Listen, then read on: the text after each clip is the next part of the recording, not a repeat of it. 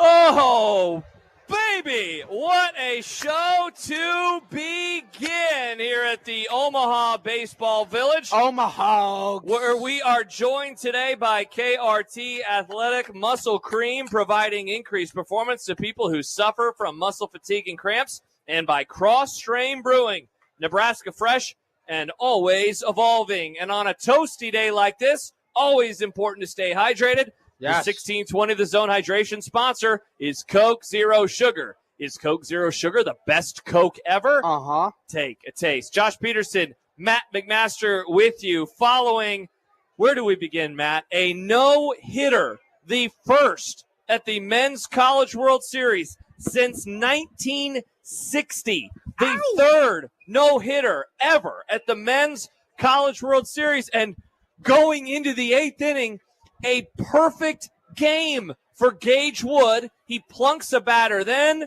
but he's able to get 6 more outs without a hit. And Arkansas moves on with the win today over Murray State. How in the world do we put into perspective what we just saw? I don't know if you can. I mean, Gage Incredible. Wood was absolutely insane. Here's the thing. No-hitter's great. 19 strikeouts on its own is like an insane. Accomplishment. You know, like to have both. Like we talk about the Kerry Wood 20 strikeout game all the time. Like that was an accomplishment. This guy accomplished 2 of those, like knocked out 2 pins with 1 bowling ball. One of the greatest pitching performances. You can say that. You can just say it. It's one of the greatest pitching performances in College World Series history. Yeah. Period, end of story.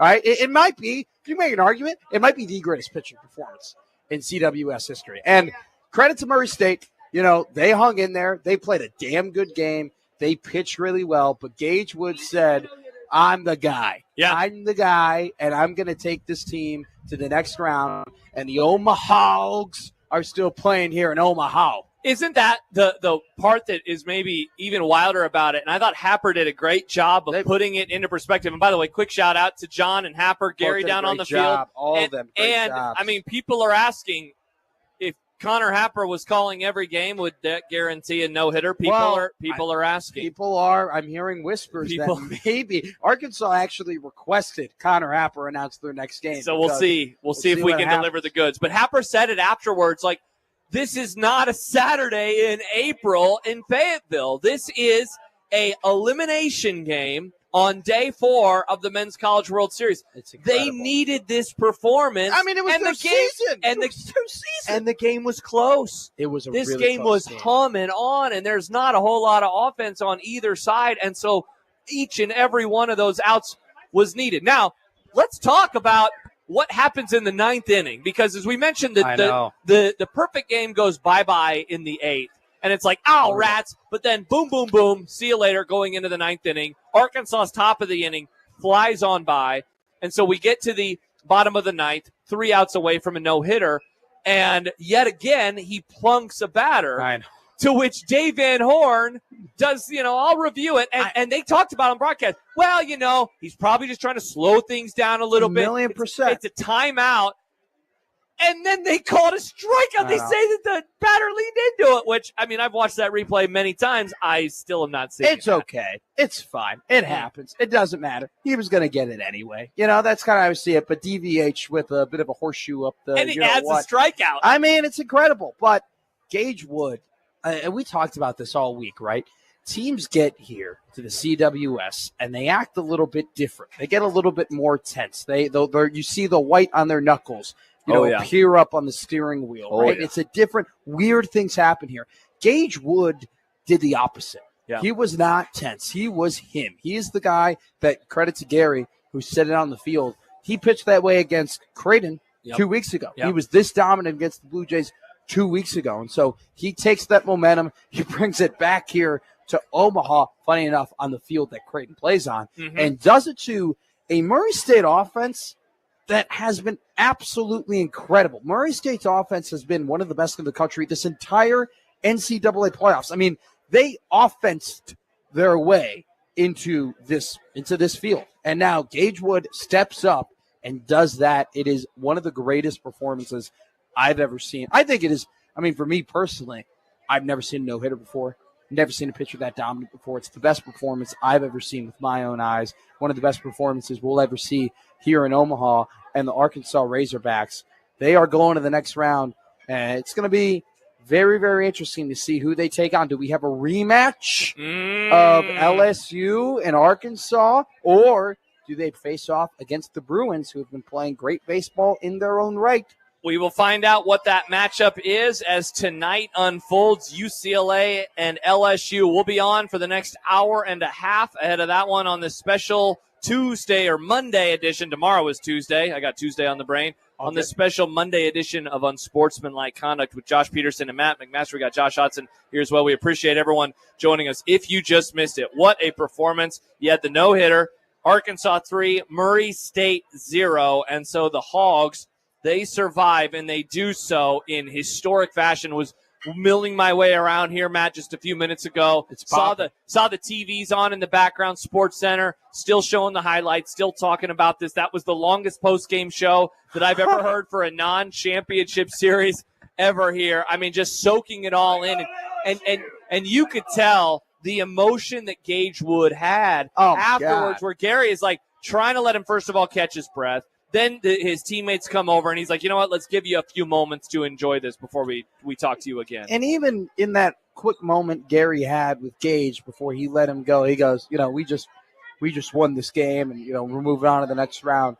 Still definitely a we before me mentality there, even after he pulled off one of the greatest athletic feats that he may have in his life. It was absolutely incredible for Gage Wood. Also, too, threw a fastball. Yeah. At 97 miles an hour on his 100th and 13th or 19th pitch or whatever it was. I mean, the fact that guy was still pumping that gas the way that he was after 9 innings of work, absolutely incredible. And really he had one mistake.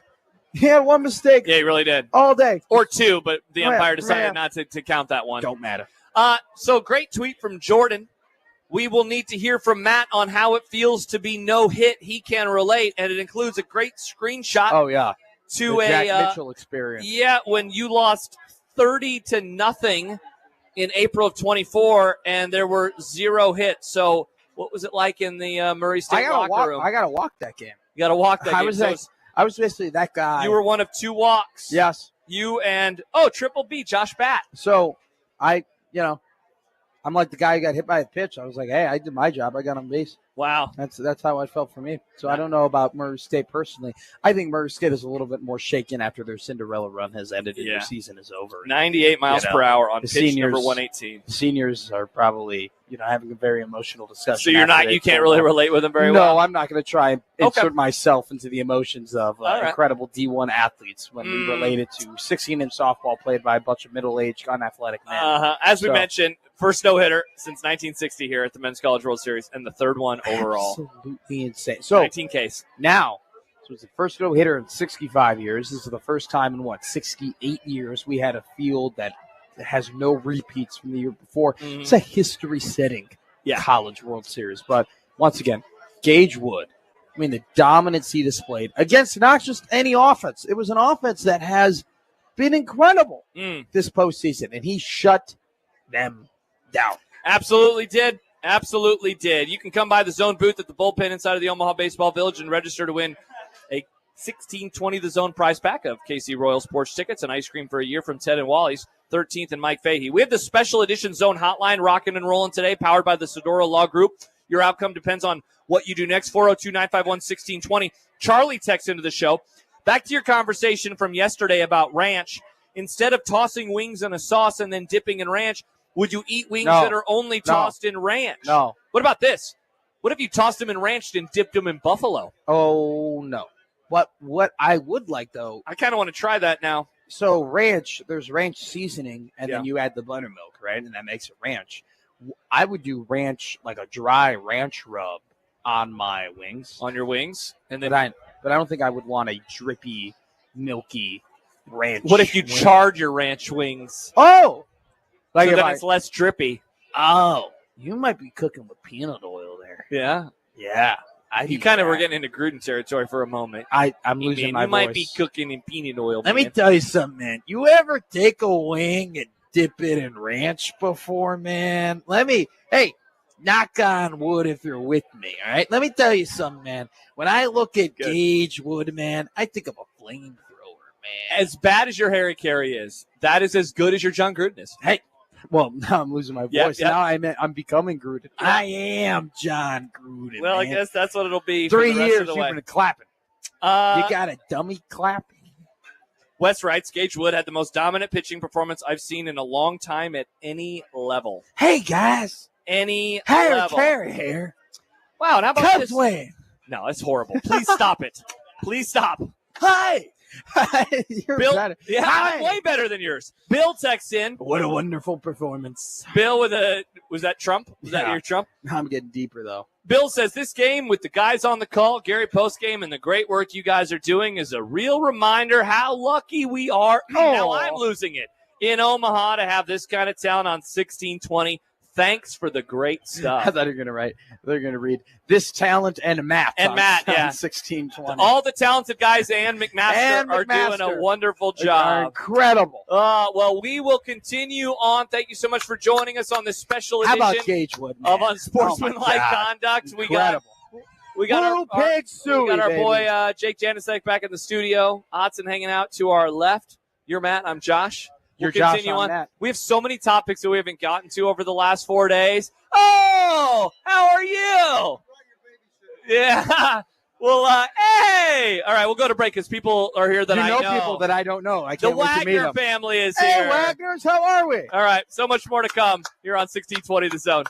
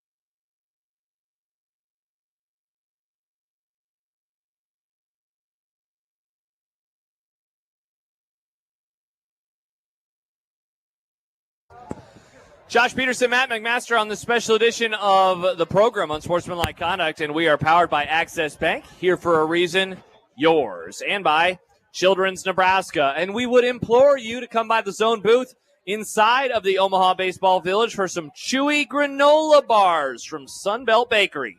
Sunbelt Bakery chewy granola bars, tastiest flavors under the sun. We've had folks stopping by all throughout the last 4 days asking, hey, can I have one of these? Hey, Can I have one of these granola bars? And we say, yes, please take them. And they're like, how much? And we say $0. Are you going to just keep doing Gruden? you keep doing Carrie. I just did it one time because you said it again. Every time I say, hey. Hi. Yeah, see, you just go right into it. I think we're banning the word hey. Let me tell you what, man. Wow, so you're just going to go into it. No, That text from Schaefer, he's just going to keep thinking that stuff about you. We're having fun. We're having a great time. Oh, wow, Bill, who gave us a great compliment in our previous segment. Goes, we suck. No, he just says, edit that text after hearing Matt's Harry Carey. There we go. So it's not we, it's you. Hi. Don't put it on the internet that Josh and Jake are doing a bad impression. It's just Matt. Just kidding, Matt. Okay, stop it. I'm not even going to look at you because I look over and you got the Gruden face going. His nose changes. His nose changes when he starts doing John Gruden. Because, everything gets bunched up. Welcome in. If you missed it, there was a no-hitter. The third no-hitter ever at the Men's College World Series. Through all the stupidity, one of the greatest accomplishments in CWS history just happened. I was thinking about it as because Josh was the first one upstairs to point it out. He goes, What did you say, Josh? You're like, when are we going to start having a conversation? Is that what it was? Like something? When are we going to acknowledge it? That was the second time I brought it up. It was in the fifth inning. I said, we are approaching something's happening territory. And then you pointed up, and I go, oh. Yeah, because I'd been doing lots of prep, and so I'm just watching, looking down. Yeah, you guys were doing football prep, and I was watching the game that was happening before our very eyes. Correct. You listening to my boy Connor Happer call a no-hitter. Your boy. Happer did a great job. Put it on the internet that Happer did a great job. And so I'm then realizing, wow, at the time, a perfect game. Wow, a perfect game. That'd be interesting for the in-between show because normally it's just randomness and football, and now it's randomness and baseball. Yeah, somebody tweeted us like, now you guys are actually going to have to talk about baseball. Yeah, and I'm happy to do it. I love talking about baseball with you, Matt. Well, I like talking about incredible accomplishments, regardless of what sport it happens in. Okay. And so a no-hitter. Yeah, I think that crosses that reaches the docket. The best part about a no-hitter, in my opinion, or a perfect game, is it is a special moment for everyone in the stadium. You will go and I will go to many sporting events in our lives. Yes. Many sporting events. Yes. You will see home runs, grand slams. You'll see touchdowns, field goals. You might get to see a walk-off Hail Mary, which I have seen inside of Memorial Stadium when BYU beat Nebraska in 2015, right? I've seen those things. But there's something – oh, yeah, that's high. There's something about a perfect game or no-hitter that I think it just – everyone is like, I was there. Okay. So everyone gets to say now that was in the building, I was there for a no-hitter. It'll be like Wilt Chamberlain's 100-point game. Everyone will say, oh, I was there, even though hardly anybody was actually correct. there. We weren't even in the building when it happened, which sucks. We left. There are very few moments, young men over here that are looking at me. Listen to me right now. There are very few moments in your life where you will go to an event and you'll be able to tell people, yes, hey, I was there. I was at that event. And they'll be like, really? Yeah, exactly. Really? You were there? You now get to go to people and be like, hey, I was there. They'll be like, that's pretty damn cool. And unless they weren't there, unless they're just walking around. Well, this is just me talking to the youth of America. Go around and tell the girls tonight. Yes. I was there. There you go. I was there. Hey, Becky. Guess where I was? I was there. I saw the no-hitter. Gage Wood for the youth of America. When I saw the no-hitter by John Lester against the Royals back in 2008, I was dating somebody. Weird flex, but okay. Which part's the weird sex? I was dating somebody? They're both weird flex. When you go on a date to a baseball game, do you keep score in front of the girl you're on a date with? No, I never keep score. Okay, I just thought I'd ask that. Dork? No, okay, there's no flex so far. I mean, yes, I saw a no-hitter, not to brag at Fenway Park. That was pretty cool. But I text her, I saw a no-hitter, and she just responded, cool? I'm like, cool? No, this is incredible. How often do you get to see a no-hitter? And now I can say twice in my life. Though I watched I mean, did we see a no-hitter in person today? We watched the whole thing on a television in the press box. I'm going to tell people I watched. You were in the building for a no-hitter? Yes. Yeah. Well, I was in the building. We were in the building for the no-hitter. For the no-hitter. I don't know if I watched it, though, inside the stadium. I did not see one live pitch. Yeah, exactly. Probably doesn't count. There was one time where Josh. Happer walked out of the studio, and so then I went into the studio, and I took a photo, and so it looks like I was inside because you don't see glass. You just see the ballpark. I mean, we did watch it on a screen where the delay was 0. There was a 0. Oh, I disagree. I mean, you can hear John go, called strike three. And then you look up at the TV, and it's called strike 3. The Murray State broadcasters caught a foul ball during the game. Wow. What a historic day. And it was very interesting to hear John and Connor talk about sort of the juxtaposition of Arkansas is thrilled because their guy threw a no-hitter, and Murray State is just beside themselves in sadness because their run has come to an end. They're collecting all the dirt on the sidelines, and wow, we don't normally get that this early. That's true. In the College World Series. A historic moment that has not happened in 65 years, and also a team got eliminated, and they're like shedding tears and picking up dirt. I kind of love that Arkansas, though. Like, all right, in 1,000-foot view, right? Like, they got a lot of work to do. You know, they got to beat a good team tomorrow, and then they'll have to beat an even better team 2 out of the next 3 games. Yep. Then they'll have to win. Then they have to win a championship series. So it's like, all right, guys, like, you know, we got. And that's the part about this game. We got to chip away at this. At the same time, I love that they didn't care that there's a long road to go. That they're like, no, we're going to celebrate this. Yeah. We are going to jump up and down. We're going to party. We're going to have a good time because our guy did something incredible. See, and that's the other part that about baseball that you really don't have in a lot of other sports, like setting records in like a football game. Like, you know, the guy had a 400-yard. Let's say a guy had a 400-yard rushing game in the playoff or something, right? And he set the record for most rushing yards. Like, it'd be cool and celebrated, but it'd be like, and now it's on to the next one. Yeah. And so this one, you have a regular season no-hitter, honestly, is way easier to deal with. Because it's like, sweet, a no-hitter, you can live in it a little bit. How many postseason no-hitters have there been in baseball in general? You talking about in pro baseball?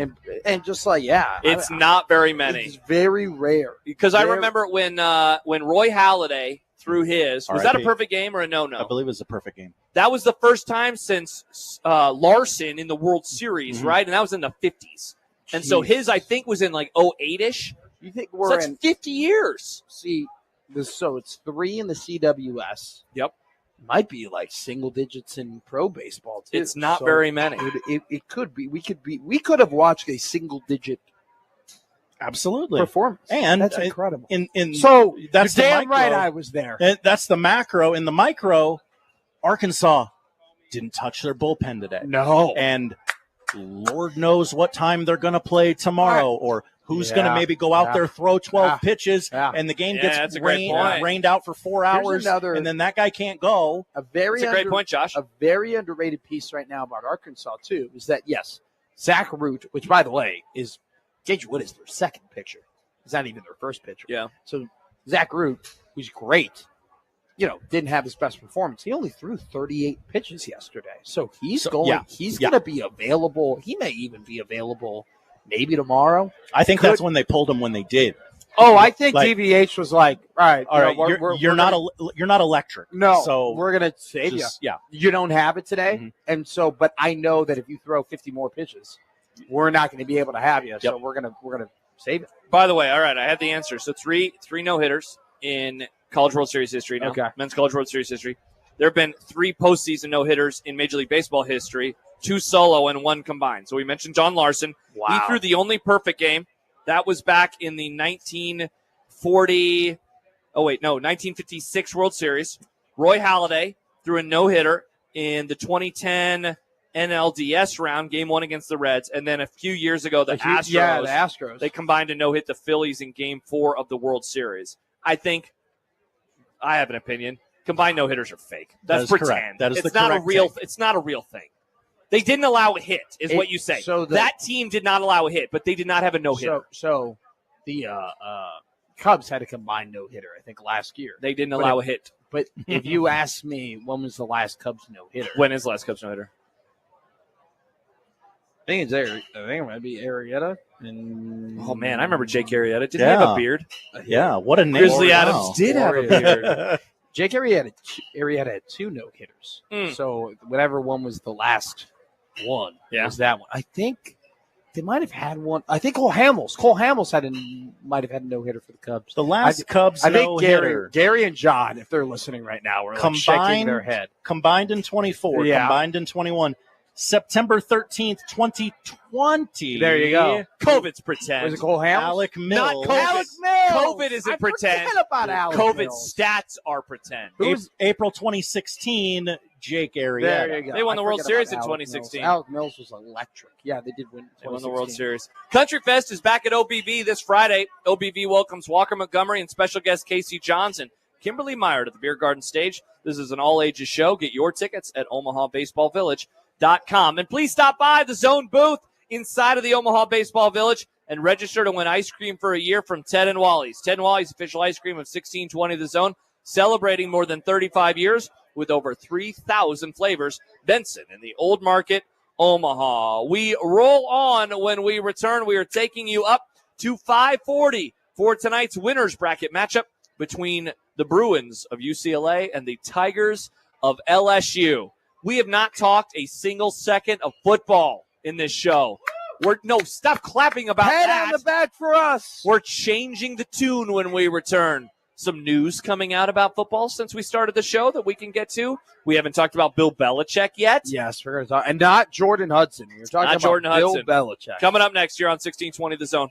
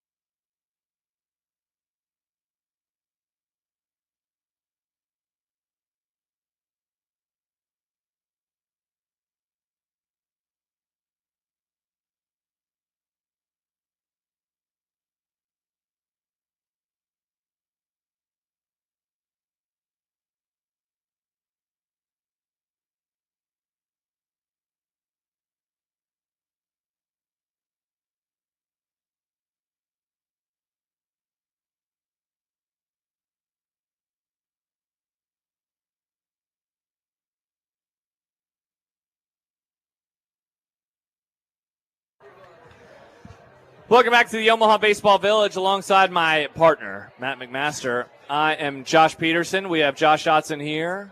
We have Jake Janicek back in the Zone studio. If you missed it, there was a no-hitter earlier today.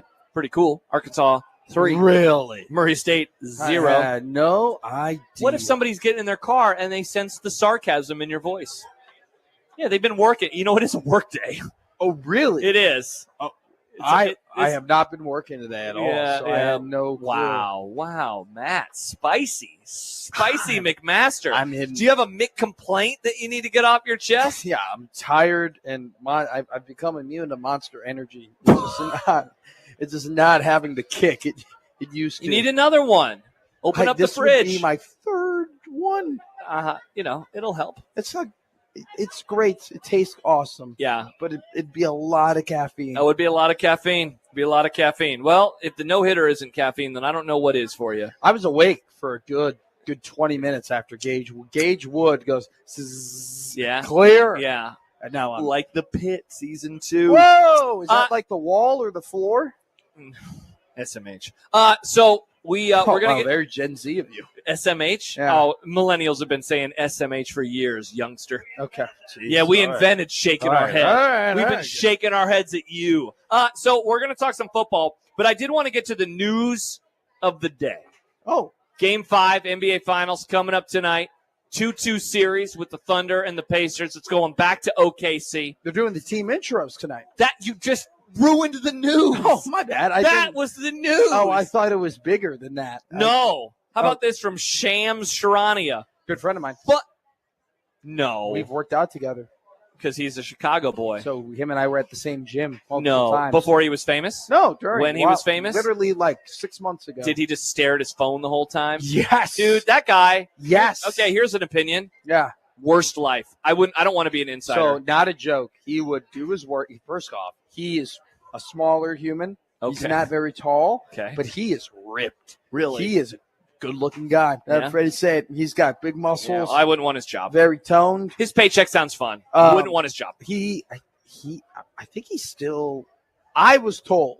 Okay, so I don't know if this is official, but I was just told by someone in media that he still lives with his parents. That's stupid. And that he's just saving up money. That's the dumbest crap I've ever heard. That's what I was told. You're a millionaire. Move out. I was told that. Get your own condo, for God's sake. He would. This is just a source telling me. I don't Sources know. close to Matt McMaster. This is just someone in media was just like, yeah, he saves up a lot of his money. So good, good for him. Yeah. But anyway, he would do his workout, right? And then he would just plop on the phone. That's so ridiculous. actually, I saw him at the gym 3 times before I ever said anything because I didn't want to interrupt.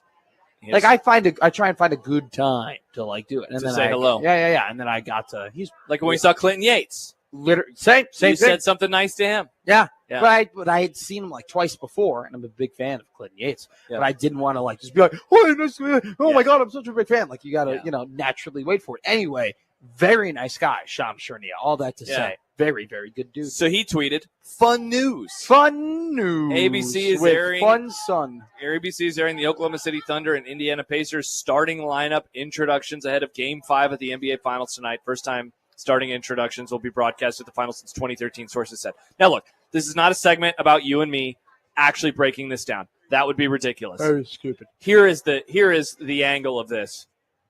What the hell is wrong with the NBA that it took pressure for them to show starting lineup? Like, I just don't understand this league anymore. The league that I grew up loving and watching all the time, it is the NBA Finals, and they've gotten bullied into putting the final script on the court in, via a computer, and they got bullied now into this because no game has a big game feel. Every game looks like a regular season game. It's, as Schaefer said with us earlier, it is not a serious league. I don't want to get mad right now. I don't want to get fired up because I've been on this bandwagon. Not bandwagon. I've been on the dude. I've been on the mountain screaming from the tops, being like, ESPN doesn't take the product that they paid millions and millions of dollars. They don't take it for. seriously. They don't. And it's incredible to me how they do not understand how they are actually hurting themselves by not taking care of this product. So the NBA does not care about basketball. it's just It cares about social media And drama. Same with the ESPN, right? But then at the same time, their it's halftime like, show is a travesty. it's like ESPN decides, all right, we need to get ratings, right? Yeah. So we're going to keep pushing Kevin Durant and LeBron James and Steph Curry and all these old men on our broadcast because that's what gets clicks. And then what we're going to say is that this new generation is nothing like the old generation. They're soft and they suck. And this NBA, at the Gen old Z. It's the Gen Z NBA Finals. They've decided, they're like, oh my God, like they've decided they're not going to promote young talent, and then young talent finally beats old talent, and then they're like crap. And they're like, well, look at the ratings. The ratings suck. Nobody cares about the young talent because all you do is crap on it. Yeah, you talk about the old heads, and you don't talk about your new young superstars. And it's just, and then like by the time that so LeBron was winning a championship, like we had known him and we knew his story, and even by the time he made his first NBA Finals, we knew him and we knew his story. Yeah. Same with like Shaq and Kobe. You know, a generation before that. It was different with MJ because he came up kind of and he was competing, and then he finally broke through. But you're right about this group of players. You know, that all we know is LeBron and Steph, James Harden, et cetera, et cetera. It's like, yeah, Tyrese Halliburton came out of nowhere. He's been in the league for 6 years. Yeah, he's not like a second-year, third-year player. What do you mean he came out of nowhere? He's been around. Anthony Edwards was drafted during the COVID year. Yeah. It is now 2025. SGA has been around for quite some time. Like, it's not Jalen Brunson was, I think he got drafted in like 2018. So he's been in the league for 7 seasons now. It's not like these guys just came out of nowhere. They've just decided to not talk about their new talent. And then they go, well, man, this new talent, they've really failed because nobody cares about them. It is your job to make us care. Yes. Yeah. But what do? No. They go up to these old heads and be like, how many points would you average in this NBA? And they're like, I would average 60. Easy. Oh, great way to like Gilbert Arenas had Tyrese Halliburton in one season has accomplished more than Gilbert Arenas did in 1 year. He did his entire career. Yet Gilbert's like, yeah, I'd average 35 nowadays. Yeah, but you know what else you wouldn't do? 10 years ago. You wouldn't get to the conference finals because you never made the conference finals. These guys who accomplish nothing act like they didn't have any opportunity to do great things. What's the stat Bomani always says? The Wizards have never won 50 games in my lifetime. It's insane. It is a ridiculous franchise. It is. So, Asian Joe says, I was busy today. And I said I wasn't going to get mad, and now you got mad. I was busy today and didn't know there was a no-hitter, so thank you. Sounds like Matt has a case of the Mondays. Wow. Why do you hate Asian Joe? Whoa. Interesting question, Austin. Is there something about him? I don't hate Asian Joe. You hate guys named Joe? I don't. So you hate. Yes, I'll take that. Out of that whole spectrum, I hate the guys named Joe. I backed you into a corner there. So baby in a corner, # Dirty Dancing. Never seen that movie, but another reference. Same. But that is a great reminder. Thank you, it's Joe. A weird movie. That there was a no-hitter today at what the college is the baseball movie? game. She just is a dirty dancer. There you go. The kids want to dance, and we can dance. She's at the camp. Did and fascists ban there dancing? were there's a lot of things in that movie that Are there fascists in Dirty Dancing? Poll question. Ooh. We never got to the poll questions earlier. Maybe we take a stab at those. All right. I think we have time. I teased football. We'll get to some football stuff, including some actual news when we return that is surprising to me. Okay. So we'll see if it's surprising to Matt. So we'll get to that when we return. We are getting you ready for UCLA and LSU pregame with John Bishop, Mike Farron, and Connor Happer. Now under an hour away from starting. 5:40, first pitch just after 6 o'clock. So much more to come. We'll talk some football when we return. Josh Peterson, Matt McMaster, Josh Hodson, and Jake Janicek with you on this Monday at the Men's College World Series on 1620 The Zone.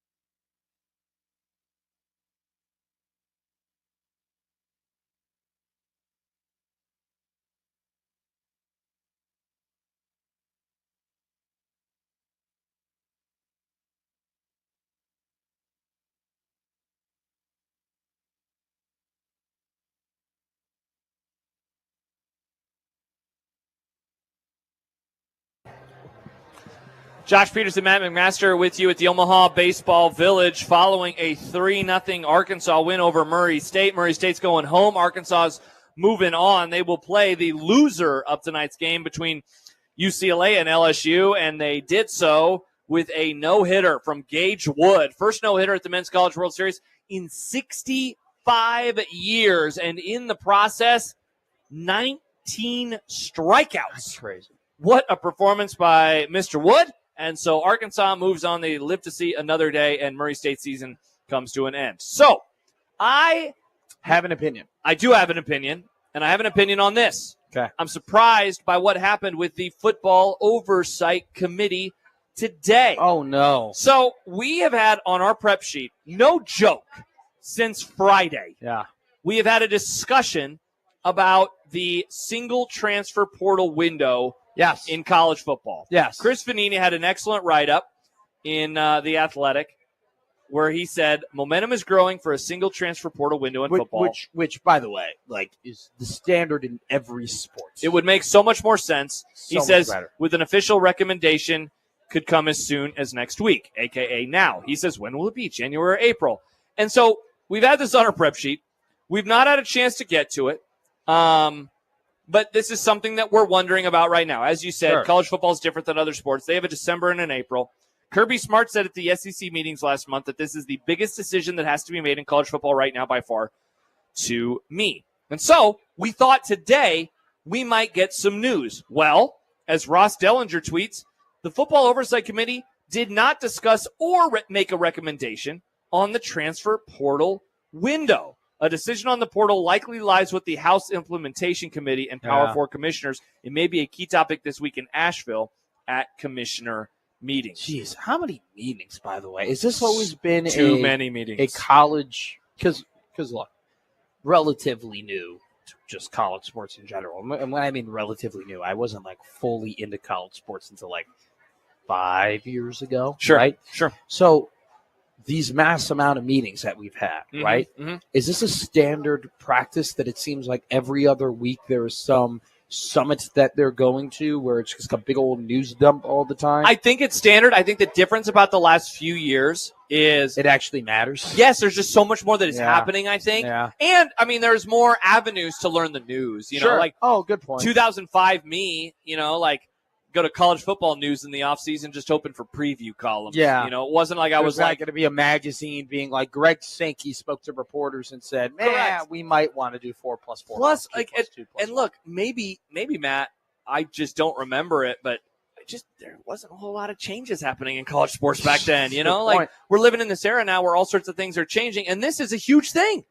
Kirby Smart said it, and I think he's right. The funniest part, these are my words now, funniest part about what happened recently with the settlement is, in my opinion, it didn't take care of the biggest thing in college sports. Sure. If you ask, everyone here is a college sports fan to some degree. I disagree. Oh, let me say this. Go ahead. Sorry. You ask the people here if you're a college football fan. So I say, okay, are you a college football fan? And they say yes. If I were to ask 100 college football fans here, what is the biggest issue with college football today? Sure. I don't think many would say that the players are getting paid or that they're getting paid too much. Yeah. They would say the portal. They would say the transfer portal. Yeah. And so this has to do with that. Now, this is more about timing. This isn't about, can you lock players down? Can you have contracts? Can they stay at a school longer than 1 year or a month? But I think that is the thing that is affecting college sports and the enjoyment of people more than anything else. And so that is still not being taken care of in the settlement is surprising. Now, you said you disagree. I think the fact that they added this commissioner of college sports who is going to punish a bunch of people, I think that. You're talking about the Deloitte thing, the clearinghouse. Yeah, no. Talking about they assigned the guy who was the MLB, he was the MLB lawyer or whatever. He did punishment things for the MLB. He's now going to be the head of this new college football commission, and he's going to be able to enforce certain rules. Yeah, we'll see. So well, I think that was pretty big, but I agree with you in terms of the fact that this isn't no small potatoes. The transfer portal and the just always transferring is a problem. Now, I think, and this is no sources or anything, pure speculation, but there will be lawyers, and this might be if we establish this, then they might go to court and be like, you can never, ever restrain my clients or anybody's clients from being able to enter the transfer portal or anything like that. Or like you can't restrain like the window or how many days someone may be able to like enter the portal. So maybe that is something where they don't want to get into litigation, or maybe they think it'll cause some litigation. But it just are there 2 free agency periods in the NFL? No. Are there 2 free agency periods in the MLB? No. Are there 2 free agency periods in the NBA? No. So what are we doing in college sports? Man? Exactly. And let's get the calendar figured out. And like I know one university to the next is going to be different. Nebraska's on the semester system. I think Northwestern is on the quarter system, right? So that said we. I know. I was going to blow by it, but you acknowledged it. Stupid. But that is the rub of college sports, right? Like that is one of the fun parts about it is how different universities can be, university to university. But for sports, it's a huge pain in the butt. And so they need to find a time. They need to have one time. But in my opinion, they also need to make sure that it doesn't affect the postseason. Like, it is ridiculous. And, like, part of it is the semester system, right? You start in January. But it is crazy. Penn State lost their backup quarterback last year. Who was it? Bo Pribula was, like, a good part of their offense. He had wrinkles in there. And that's no shade to him. He had to leave. Yeah. He was like, I'm going to leave.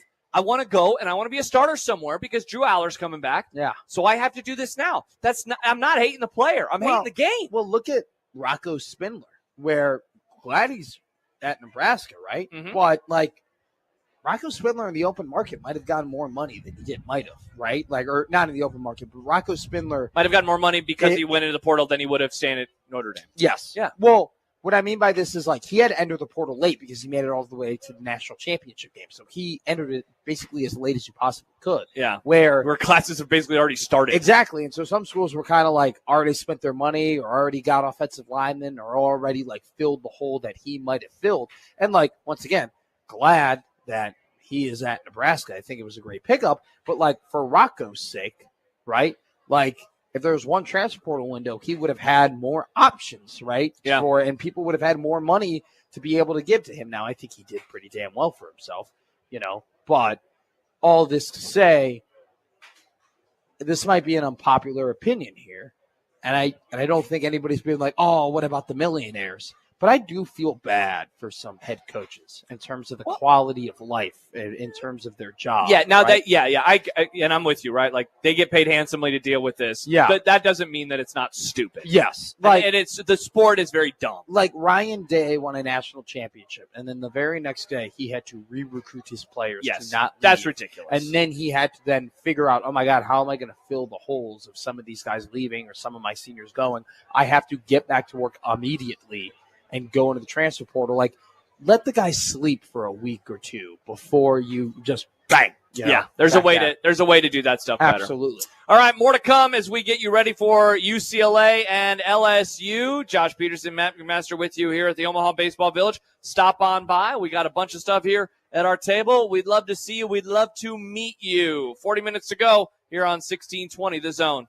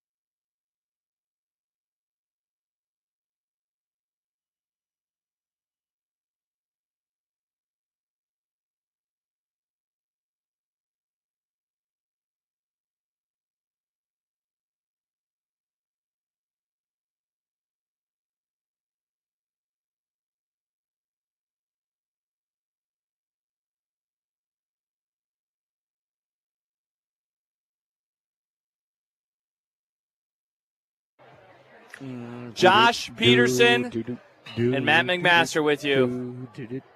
Final hour of the show, Matt. It's warm. It is. It's getting windy. It is getting real sticky.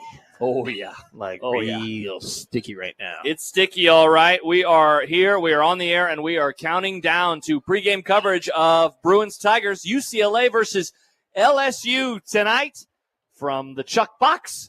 Winner moves on into the winner's bracket, and they are feeling oh so good, where the loser will have to turn around and play, well, who knows? It's on the schedule for tomorrow, but we'll see what happens with the weather tomorrow, Matt. It's supposed to start right at 1 o'clock, which is chef's kiss. Yeah, that's going to be perfect. So we got Louisville and Oregon State on the docket tomorrow, and we have Arkansas versus the loser of tonight's game also on the docket. But stay tuned to 1620 The Zone for your great weather coverage. Husker Athletics, greater than yes, UNO. That is a great reminder that this is a special edition of Unsportsmanlike Conduct with Josh Peterson and Matt McMaster. Yo. There we go. Program Friends of the Grum stopping by. Grumble. And wow, now you're just saying all sorts of words. Yeah. You're going to say One Beer Friday next? Why not, man? Whatever. The draft. We don't do that anymore. Don't you do the rewatchables, but like you call it your own thing? No. Fridays. We do Friday Movie Club. The Friday Movie Club. Movie Club. There yeah. you go. Yeah, we do Slice of College Baseball. That's a Tuesday segment. I forgot about that, yeah. You're not engaging with the Slice of College Baseball, but what about Nick Grimm's Slice? What was it? Slice rating or Slice score? What about the Slice? I'm a McMaster score guy. Yeah, well, we know about that. It says John Stockton's the second best 90s NBA player. Assist, baby. Well, he did have a lot of assists. If you're I have no thoughts. Okay, perfect. If you're just getting in your car, you missed it. Arkansas won today 3-0, and in the process had a no-hitter from Gage Wood. First time at the Men's College World Series since all the way back in 1960, and just the third ever at the Men's College World Series. We got a text a little bit earlier, Matt, about the performance from the 402. I think I'm more impressed with the 19 strikeouts. What's more impressive? Embrace debate. No-hitter or 19 Ks? So it depends. Like 19 Ks with like 5 hits, right? Like what do we? He had 19 Ks with one walk because he plunked a guy. Okay. Though one of the strikeouts, he also plunked a guy. They were like, strike. I would if I were to trade having a no hitter or having just. You'd rather have the no hitter. I'd rather have the no hitter. But that's interesting. So I agree with you, and yet there's a part of me that's like, yeah, but 19 strikeouts is more impressive. Well, no one's ever done that at the College if there was World like Series. That's a lot. If there was like 3 people have thrown a no hitter. Yeah. If there was like 3, here's okay. You know what? Now you're on the 19 strikeout cherry.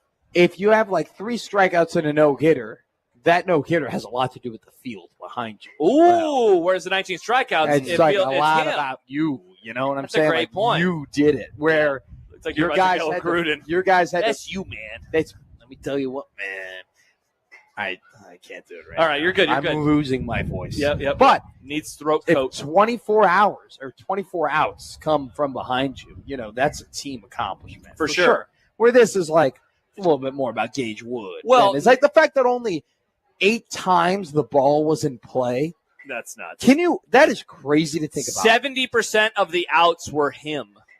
That is 70%. Wild.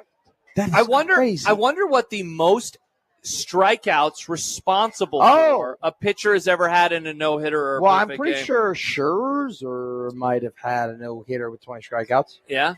Mike Stibbs tweets in, you could walk 9 dudes and claim a no-hitter. 19 strikeouts is incredible. 19 strikeouts is ridiculous, man. Yeah, but if you walk nine dudes, you're probably getting pulled. Yeah, at a certain point. Because that's 36 pitches on its own. 36 batters. Well, no. 36 extra pitches. Oh, I see what you're saying. Yeah, you're right. Yeah. Because you got so you better have a lot of 1 or 2 pitch at bats. Exactly. Yeah. So you're probably like flirting with 130, 150 pitches at that point if you walk 9 guys. And Matt, that's the thing that we didn't really talk about when we started the show last hour, and that is the pitch count was low through those first 5-6 innings. Because I made a joke, and Mike Farron didn't appreciate it, but I said up in the booth, I said, wow, this game is flying. He was like, don't you dare. Shut up. He was like, do you know what you just did? And I'm like, yes, I do know what I just did, Mike. But the innings were flying by, because some of those at-bats were 1, 2, 3 pitches, and suddenly they're going back into the top of the inning. It was only late, and I mean, there was a moment when he plunked the batter in the 9th inning, and then Dave Van Horn challenged it. I was wondering, because at that point it's still a 3-run game. Well, I thought are they about ready to pull him? I thought Dave Van Horn did that so the bullpen could get going. Yeah, a little, and then or like called strike 3. Well, not even get the bullpen going. Just like, hey, let's just like let his arm rest for 2 seconds at this point. Let me just cool down. But hey, what a performance! 19 strikeouts, no hitter, don't matter. He did both. That is insanity. Yeah, it really fellas, is. I did some research. Oh, thank you, Josh. They've been playing baseball in the Major League Baseball for quite a while. Would you all agree with that? Yeah, since the 1800s. Yeah, what happened today has never been done. No way in the history of Major League Baseball. Wow. Max Scherzer and Nolan Ryan are tied with 17 strikeouts in a no-hitter. Okay. Wow. So the most strikeouts in a game ever, if I remember right, is 20. Roger Clemens did it. Kerry Wood did it. No. Does somebody have 21? There's been 21 and 22 Watson, we'll get our stats department on performances. this. I'm pretty sure some random dude from Detroit did it like a couple years ago. That's the most strikeouts in a 9-inning MLB game is 20, achieved by Roger Clemens, Kerry Wood, Randy Johnson, and Max Scherzer. Tom Chaney holds the record for most strikeouts in a game overall, with 21 in a 16-inning game. Was he still pitching? That's an inordinate amount of innings. This generation is soft. Have you heard this? Have you seen this? I love that Bob Ryan in his last Around the Horn face-off was like, we didn't used to throw ticker tape parades for 7-inning appearances, but now we do. And I'm like, Bob Ryan hasn't lost his fastball. Yeah. He has not. He's still got it. Kind of like how Mr. Gage didn't lose his fastball in the 9th inning. 97 miles an hour as the last pitch of the day. Thank you. I'll be here all week. Crazy. Literally. You literally will be. I will be here all week. Yeah. Well, I don't know. My voice, man, already. I'm going to give you a cough drop when we go to break. That'd be great. Suck on that cough drop. You got to have cough drops in your. What? Tweet us your best throat coats. Yeah. Well, there is literally something called throat coat. Yeah. No, I've had it before. It's quite tasty. Yeah. All right. I'm going to get you a cough drop right now. We got to make sure that Matt doesn't lose his voice before the end of the show. Baby's first College World Series is taking a turn for the injured. Well, and the other thing that you have going on that I don't is you also still have a morning show to do. Yeah. So, I would have been – so today, about 8 hours on the radio today. Tomorrow, yeah, sure. Another 8 hours. Will be like tomorrow's 11. gonna be a lot of hours. Tomorrow's gonna be a lot of hours. All right, so we got you that cough drop, and hopefully you're feeling pretty good. Why don't we do this? Why don't we? Oh, look at this. Whoa! One of our friends from KRT, he just stopped by, and he also gave you cough drops. I cannot wait for tomorrow. Tomorrow's gonna be a ton of fun because I love being on the radio, and it's gonna be. I know it's gonna be a long day, but we're gonna talk about a lot of things, and you and I already have a ton of topics. So, despite the fact that we would like a break here and there, we will be ready to go to do our pregame show, and hopefully we play some games tomorrow. Hopefully that's the drill. That's the thing that we're hoping for. Text on the 402, how many swings and misses did Murray have on the high above the zone fastballs? That was part of Wood's scouting report. Just curious. Wasn't the final strikeout of the day one that was high? Exactly what it was. Yeah, he did a great job. I can't believe, though, he was still throwing 97 miles an hour after 110 pitches. Yeah, incredible performance if you missed it again. 19 strikeouts, too. 19 strikeouts. He did 2 accomplishments in one game. Yeah, 19. Yeah, seriously. Is it the most strikeouts in a CWS performance? It's got to be up there, right? I haven't seen the tweet from Rob Anderson. I was figuring so. It's so many strikeouts. It means only 8 balls were hit. 8 balls were put in play. Ridiculous. Absolutely ridiculous. Murray State is a really good baseball team. Yeah, and they're going home with their dirt and their no hit. Hey, it'll be a nice barbecue though. They had a hell of a memorable season. It does stink for them that this is how it came to a close. I mean, they are the first Murray State team though to ever beat. Yeah, but now they're also the team that got no hit. Yeah, but they were here. Like, how long until one of their friends of the players gives them crap? Like, how fast? So let's say I'm on the team. Go ahead, give me crap. Yeah, how fast do you give me crap? Do you think? No, give me crap. I want to be the guy who's on the team. Give me crap. Well, Make fun of me. I'm asking you how long until they start doing it. Okay. Oh, maybe like I would say 2 months, 3 months. 2 months, yeah. So you're saying like fall, you're Yeah. about to be like, dude, But, like, remember when make you a got no joke. hit? Yeah. Hey, Did remember when you got no hit? Did you play in the College World Series? No. Okay, there you go. Yeah, I mean, that is a great retort. That's what I would say. Yeah. You asked a question. I have an answer. Let's go. 17 strikeouts, the previous record Whoa! in a men's College World Series game. We just blew right by that. He set a strikeout record. Achieved 2 times, 1972 by Arizona State's Ed Bain and 2023 by LSU's Ty Floyd. The strikeout number rises. Get it? They expect one of us in the wreckage, brother. Better than Harry Carey. You were born in the light. There we go. I didn't see the light until I was a man. Now you just sound like you're getting louder. Yeah. It was nothing but blinding. All right, why don't you suck on one of those cough drops and we'll see what happens I'm here. already sucking on cough drop. Excellent. All right, when we return, we've been promising it for 2 days. We've been promising it for 2 days. Bill Belichick. We're going to talk a little North Carolina football. Yes. I hope John is triggered right now if he's listening. I hope he's We triggered. are going to talk about Jordan Hudson, John. No, John, we're talking about North Carolina football on the football field. Josh Peterson and Matt McMaster getting you ready for UCLA and LSU. Hey, winner's bracket matchup coming up later tonight right here on 1620 The Zone. I was born.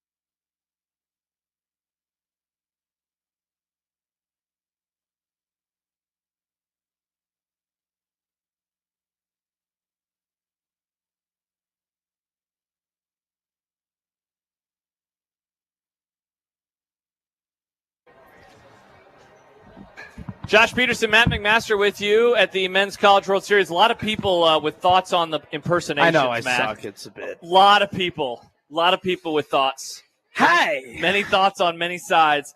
We're going to get into the Bill Belichick and North Carolina on-field situation in just a moment, but I just realized we have not done any of Matt's complaints today. Do you have anything? Is it your voice going away? I did not think of a Matt complaint today. Oh, I'm hanging you out to dry. All right, let's talk North Carolina football. Let's do that. All right, so North Carolina football, we've wanted to talk about them the last couple of days, mainly because the story of them is anything but the football actually on the field this year, right? And so they are, in my opinion, outside of the national championship contenders and not Nebraska, the most interesting team by far in college football this year, much like the Deion Sanders Colorado experience of year one there. And I would even say year two in Boulder. I think personally, North Carolina is on that level for me right now. Maybe not as high, but it's closing in on it.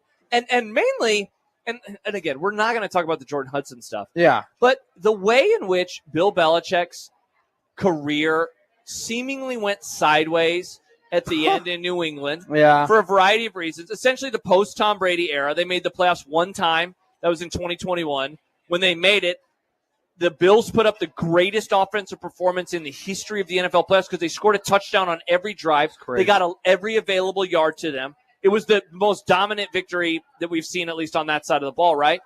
And otherwise, missed the playoffs in the COVID year, missed the playoffs in 22. And then, they dropped off to a level that was Browns-like for him in his first run. They were really bad. They got a very high overall draft pick multiple times. Correct. And they ended up taking Drake May with one of those draft picks. Everyone was like, oh, my God, we haven't seen this type of this type of prospect when they got Christian Gonzalez, the corner, because they've never been high enough to get those type of blue-chip guys. Correct. So it was a new low for Bill Belichick. It was. And so that's the thing. Will North Carolina be a new low for him?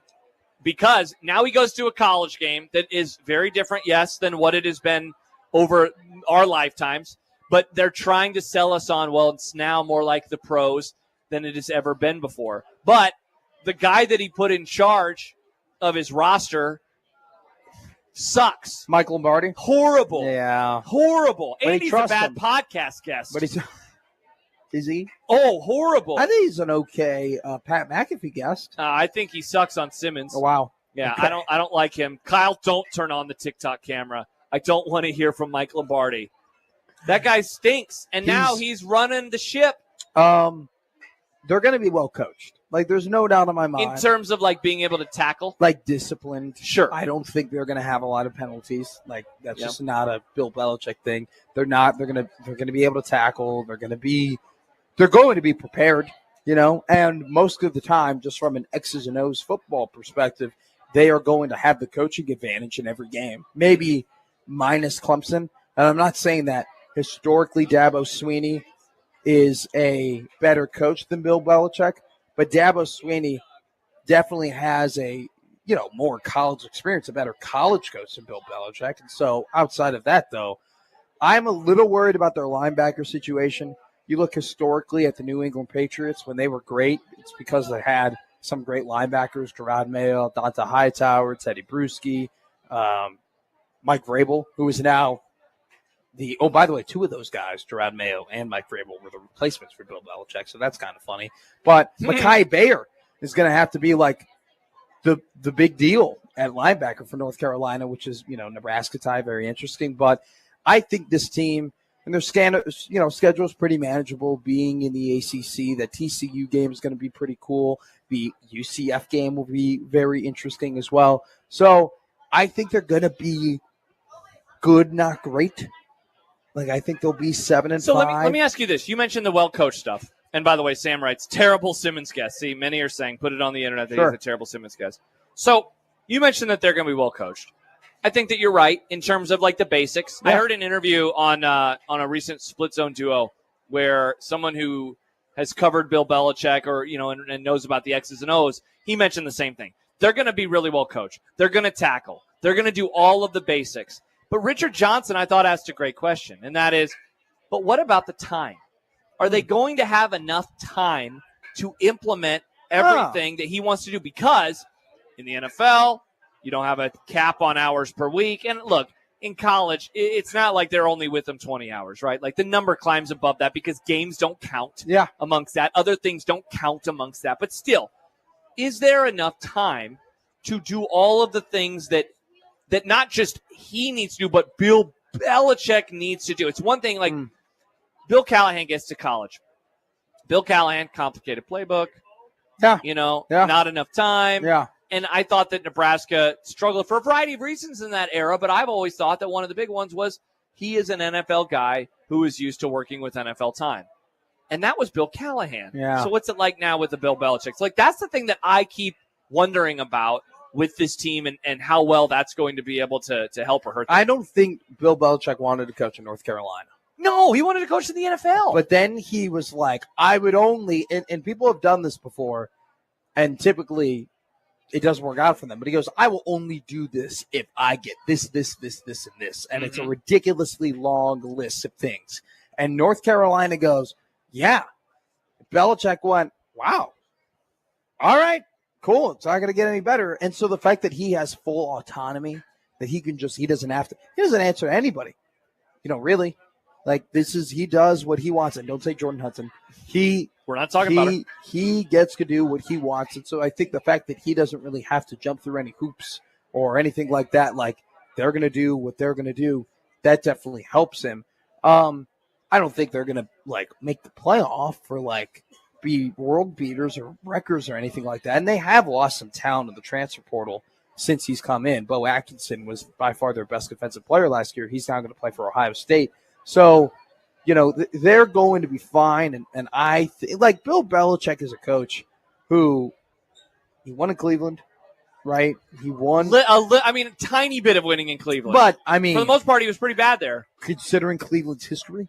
Yeah, okay. I'll meet you halfway. Pretty impressive there. He won in New York. Now, granted, he wasn't, head coach. I was going to say, he was the DC, And then he went to New England and he had that success. But how much of it, is Tom Brady? And I've always hated that question. But at the same time, he goes from, okay, yeah, I get that. But he went from, it's not like he went from having Tom Brady to having like Baker Mayfield or having like a great quarterback to having like a good quarterback. He went from having a great quarterback to having a guy who's now a backup for Trevor Lawrence, who's not even that good. Talking about Mac Jones? Yes. Yeah, for sure. So. They picked him, though. Yes. And so that is, if anything worries me the most, though, about this North Carolina situation is Bill Belichick did a pretty terrible job at evaluating and spending money at the very end. Let's say this, of too. His time in New England. New England, there was 2 off seasons in a row where they had a ton of money to spend. And people were like, man, watch out for the Patriots. Watch out for the resurgence. Like, they're going to be flexible. Like, Bill's going to be able to build his team. And they failed. They absolutely failed at doing it. So I am worried about, building that roster. But I would say this, too, because I mentioned Lombardi. You could look at whole staff stuff. And if I have maybe my biggest overarching concern, not mentioning she who shall not be named, it's that I thought he did an absolute atrocious job at putting together a staff in the dying days of the Patriots. It is. I read Seth Wickersham's book about them a few years ago. I couldn't agree more. Okay, I really couldn't. I read that book, and that book, and his whole ethos, of course, is do your job. And Bill Belichick, as they're coming up, and right before the season in 2003 begins, and this is when they're coming off of a 500 season following their first Super Bowl. They cut Lawyer Malloy at the very end of training camp. And they play the Bills in week 1, and the Bills beat them 31-0. And it's like, wow, this is nuts. He cut this guy, and everyone was saying, you're an idiot. You've made a mistake. He goes to Buffalo. They beat you. You're a moron. Well, we know what happens. The Patriots eventually win a ton of games in a row. They go 14-2. They win the Super Bowl. And that was the beginning of Bill Belichick. When he cuts a guy that you wouldn't think he should cut, it's like, well, he knows something that we don't know. And so I look at what he did with his staff, because we always heard about cutting a guy like a Lawyer Malloy or a Richard Seymour. And we said, it's not personal. It's business. Sure. And then every hire that he seemed to make post-Brady seemed to be, it's personal. It's not business. What's he doing making Joe Judge? Well, as his co-OC with worst, Patricia. Okay. So that is like Matt so Patricia, egregious. he has a laminated piece of paper and a pencil in his ear. You can't write on a laminated piece of paper with a pencil. It's impossible. You know, Matt Patricia has a collection of his like favorite pencils from like certain games. That guy is such a tryhard. You want to talk about tryhards? That guy. It's another thing too, though. It's like Matt Patricia is a great defensive coordinator. To let him take over the offense, and I'd even push back on that a little bit. Well, he was pretty damn good. I think he's fine. And now, by the way, he's at Ohio State, and I'm hoping that his defense takes a big step back. He's a Super Bowl winning defensive. He's a Super Bowl winning defensive coordinator. Yes, yeah. I will agree with you. Now, I will agree with you. But he's not an offensive guy. No, which is why it's terrible. And then, like, didn't they brought Josh McDaniels back at the very end? I'm pretty sure. Yes, if I'm not mistaken. Yeah. It's you might be right. The literal last year. The literal last year. I think they brought him back because he got fired from. Yeah, and so that's why, like, he's different now. You know, I thought he's the greatest coach of all time in professional football. Like, there's not going to be any argument for me. But what happened with him at the end, it hasn't sullied my big picture thinking of him, but it's just more, man, sometimes guys at the end of their careers just make the dumbest decisions, and he has made some of the dumbest decisions. And so all that to say, how good is his staff in North Carolina? Kind of to relate it back, though, to, like, Nebraska football. Okay. You look at Nebraska football, and it is designed for Matt Rule to take care of the CEO role, right? To take care of the recruiting, to take care of, you know, the morale, the culture, the work ethic, the team dynamic, right? The brotherhood, and to be in front of the camera and to promote the team and to, you know, run a operation, right? Yep. But when you get to Saturdays, the rest of that staff is meant to, all right, this is Dana's, you know, offense. Dana's calling the plays. Butler and Phil Snow, like that's their deal with the defense. Like, it's almost as if Matt Rule takes care. It's meant for him to take care of the Monday through Friday better than anybody else. And then on Saturday, you know, it's a little bit more of like a committee deal. Where with Bill Belichick, it's the opposite. It's like, Bill he's going to take care of the Saturdays. You just have to find someone to take care of the Monday through Friday and the recruiting and the evaluation and the talent and the development in a way. And so I think to me, I'm never going to bet against Bill Belichick. And I think that I am. Okay, that's fine. I'm happy to bet against him this time. I think that he has just had way too long of a run of success for me to just very confidently say that this is not going to go well. One more thing, though. Different level of football, right? Like, how much does that play a part, or just does it not? The game has never been more similar, though, in terms of, like, the rules. Like, sure, you're not stopping the clock after first downs anymore. There is the 2-minute warning. All right, let me throw one more thing at you then. Go ahead. But the end of his NFL time was horrible. Okay, so he won 6 Super Bowls. I know, but we're not talking about 2018 anymore. That's 7 years ago. Oh, my God. I think it's a long time. He won 6 Super Bowls, and you're standing up here telling me that you're confident in betting against him. I think that's a ridiculous statement. I don't know what else he has to accomplish in order for us to just be like. I'm not saying he's not the GOAT. I'm just saying he's not going to be good in 2025 in college. But that was 7 years ago. But you are confident. Very. Yeah, that's so what do you think the record is going to be? I don't know, 7-5. Okay, well then I guess you and I have a definition of like what is good and what is not. You're saying he won a Super Bowl, so I guess I thought that meant like they're going to compete for ACC championships. Not this year. And not never, because he's going to last 1 year and then leave.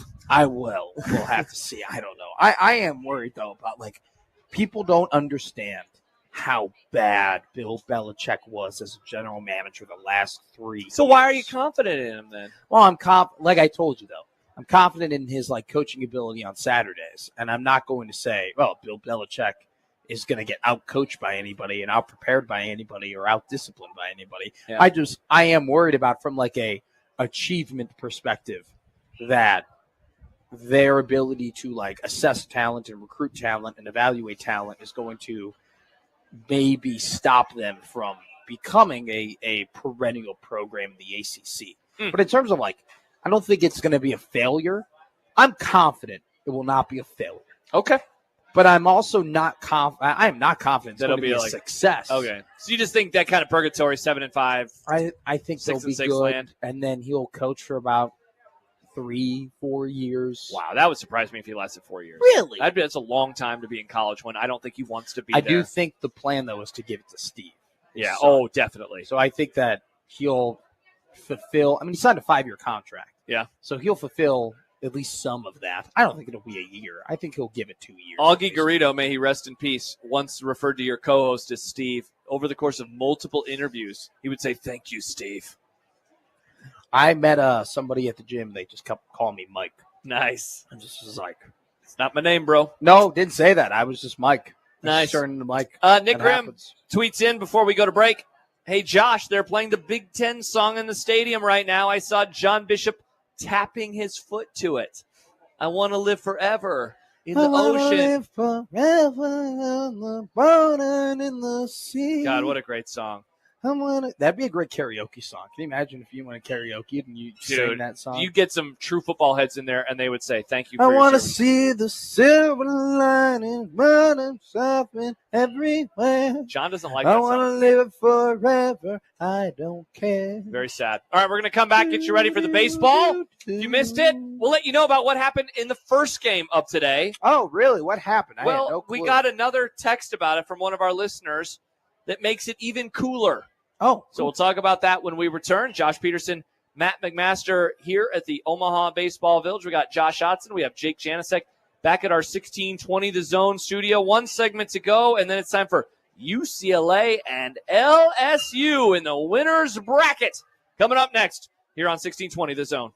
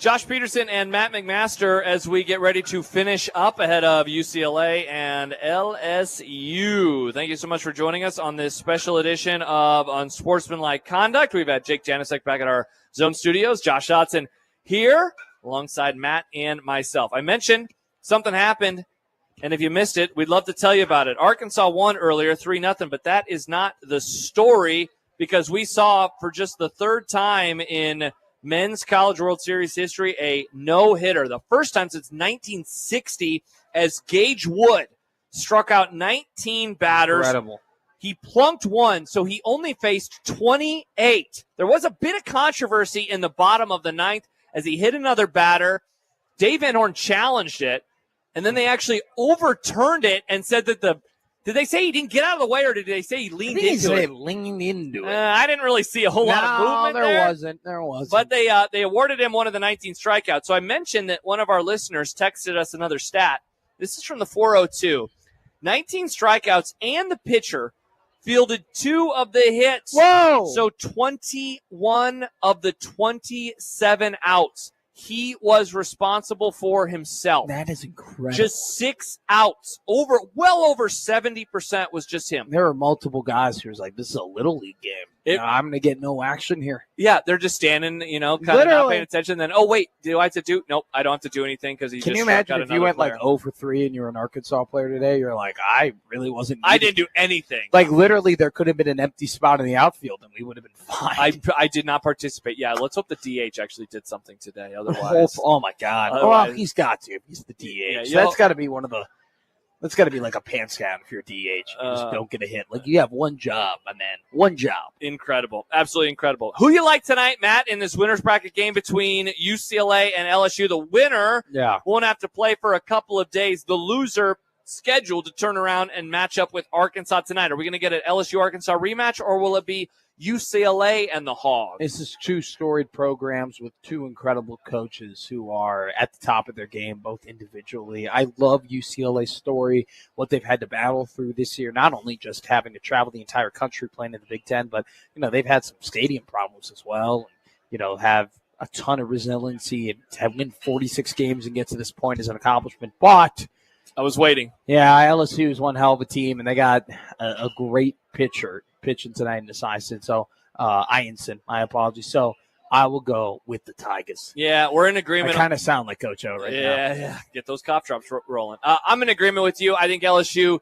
gets another dub, and they move on, and then we get a UCLA-Arkansas elimination game. Hopefully tomorrow night. We'll see what happens with the you with keep the weather. saying that. I'd rather be You're just pleasantly manifesting surprised. bad vibes. Okay, see now, why when I say, wow, the weather is great, everyone says, oh, now the weather's going to be bad. But when I say the weather could be bad, everyone's like, oh, you're going to be right. You can't win. You gotta pick win. a side. Everything you say is wrong. Wow. Is that true? No, thank you, Josh. I said Scott Frost was bad. People do. But if I he said was, the Super Bowl would go to but if he overtime. was given different circumstances, I think Scott Frost would have. I'm kidding. would have played the Akron game. That would have changed everything. Would have changed everything. People have been saying it for years. And look at that. It's now time for the show to be done. Hey, great day 1. Great day 1. This is day 4. Oh, really? Okay. Yeah. Matt, I need you to get a little sleep This tonight. is day 1 of the grind, my man. Day 1 of the grind. Well, let's see if we can make tomorrow just day 5. Another great day here at the Men's College World I'm Series. having a great time, actually. I'm having a great time, too. Fun. I've had a ton of fun. Enjoy the game tonight. It is UCLA. It is LSU. As we just mentioned, the stakes. Winner, they're pretty good. They're sitting pretty good. The loser, they're playing Arkansas tomorrow night here draw. at the Men's College World Series. We will send you up to the broadcast booth where John Bishop and Mike Farron await Connor Happer, who helped call a no-hitter earlier, will be on the field doing the sideline reporting. Looking forward to the great chemistry that is always there with John and Mike and Happer down on the field. For Jake Janicek, back at our 1620 The Zone studio. For Josh Hodson and my partner, Matt McMaster, Josh Peterson, will be back tomorrow at 10 a.m. ahead of Louisville and Oregon State. Thank you so much for joining us. Have a great rest of your Monday. Let's hope for some good baseball and a good NBA Finals Game 5. I would love that tonight. We will talk to you later. Bye-bye.